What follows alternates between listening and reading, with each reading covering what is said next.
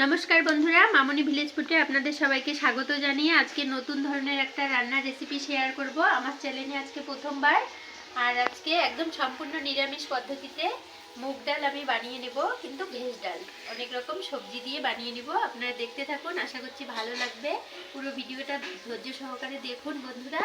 আর একদম নিরামিষ পদ্ধতিতে বৃহস্পতিবার আর আমাদের বাড়ি গোপাল আছে, গোপাল সেবা দিব, তার জন্য আমি নিরামিষভাবে আপনাদের ভেজ ডালটা করে দেখাবো। আপনারা দেখতে থাকুন।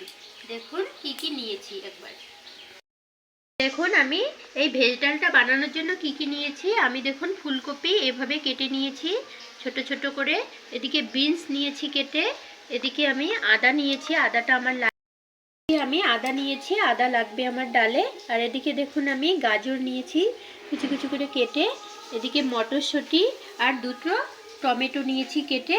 আর এদিকে দেখুন আমি মুগ ডাল নিয়েছি। বন্ধুরা প্রথমে আমি কড়াই বসিয়ে দিয়েছি, দিয়ে দিব মুগ ডালগুলো। আমি 150 মুগ ডাল নিয়েছি। ডালগুলোকে এখন আমি হালকা ভেজে নেব নেড়ে চেড়ে। সাদা তেল দিয়ে আমি মুগ ডালগুলোকে ভেজে নেব।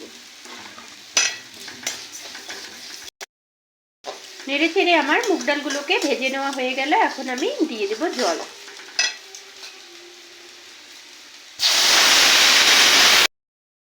পরিমাণ অনুযায়ী এখন দিয়ে দেব চেরা কাঁচা লঙ্কা সিদ্ধ। ডালটাকে 20 থেকে 25 মিনিট সিদ্ধ করে নেব।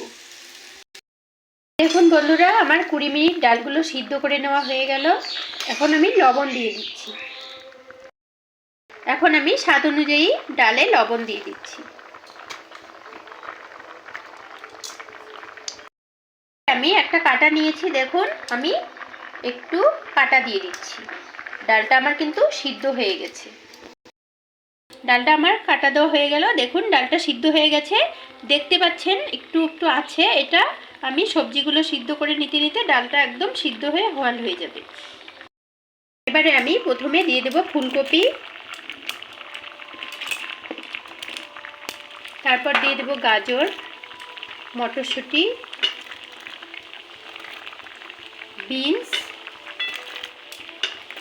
সব কিছু আমি 10 মিনিট সিদ্ধ করে নেব। কিছু সবজিগুলো আমার দিয়ে দেওয়া হয়ে গেল। এখন আমি আবার 10 মিনিট সিদ্ধ করে নেব। দেখুন বন্ধুরা আমার কত সুন্দর সব কিছু সিদ্ধ হয়ে গেছে। ডালটাও দেখুন কত গলে গেছে একদম। আর বিনস, আলু না, ফুলকপি, গাজর, মটরশুঁটি সব কিছু সিদ্ধ হয়ে গেছে। এখন হলুদ গুঁড়ো দিয়ে দিব। এখন আমি হলুদ গুঁড়ো দিয়ে দিচ্ছি। নেড়ে চেড়ে নামিয়ে নেব।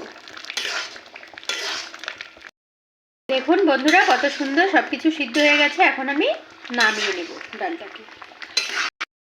আমি নামিয়ে নিয়েছি একটা গামলায়। বন্ধুরা দেখুন এখন আমি ডালটা ফোড়ন দেব। কি কি নিয়েছি একবার দেখাচ্ছি।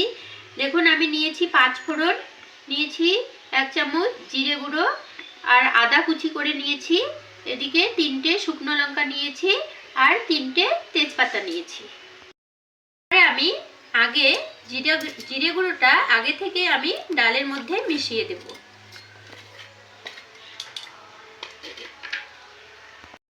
আমি ফোড়নের জন্য কড়াই বসিয়ে দিলাম, দিয়ে দিচ্ছি সাদা তেল।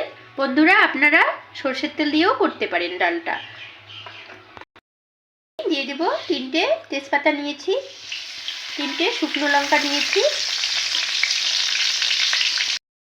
দিয়ে দিব 1 চামচ 5 ফোড়ন, দিয়ে দিব আদা ছেঁচে নিয়েছি আগে থেকে, আদা কুচিটা দিয়ে দিলাম। নেড়ে চেড়ে নেব। দুটো টমেটো কেটে নিয়েছিলাম, আমি টমেটো দুটো দিয়ে ভেজে নিচ্ছি।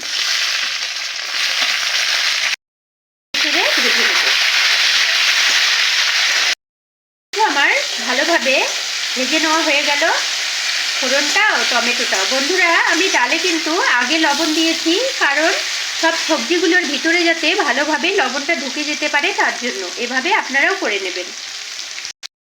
ডালটা ফোড়ন দিয়ে দেব।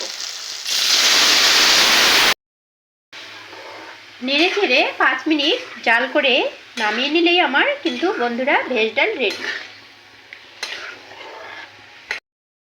ভেজ ডাল আমার রেডি। এখন আমি ডালটাকে নামিয়ে নেব।